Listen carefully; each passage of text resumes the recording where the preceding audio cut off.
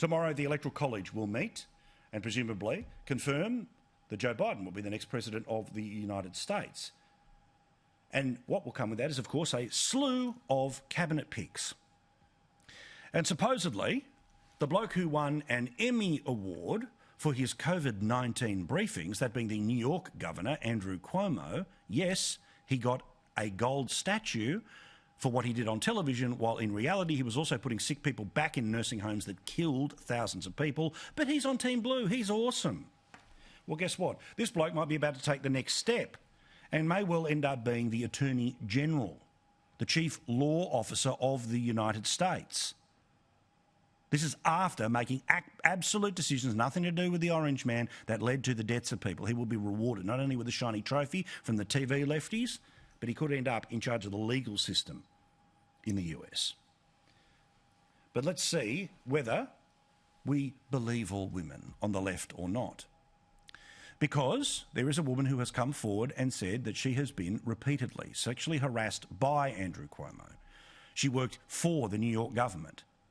You probably didn't see this tonight on the 6 p.m. news because it's not about Orange Man bad. You won't read this in the papers tomorrow because nothing's terrible about the Biden administration, Orange Man bad.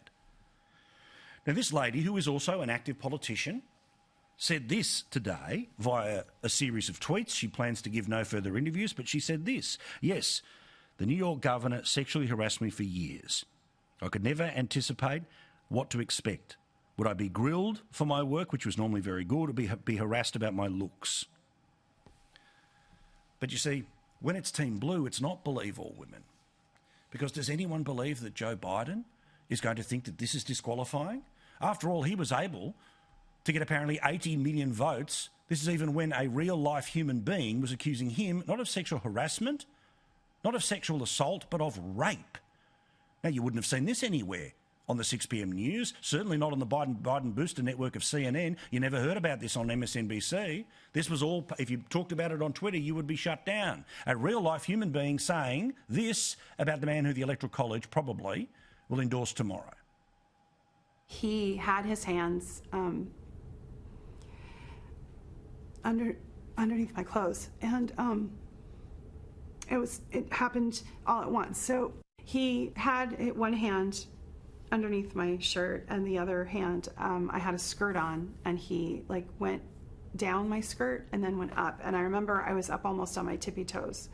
And when he went inside the skirt, he was talking to me at the same time, and he was leaning into me, and I pulled this way away from his head, I remember. And so he was kissing my neck area, and he whispered, "Did I want to go somewhere else?" in a low voice.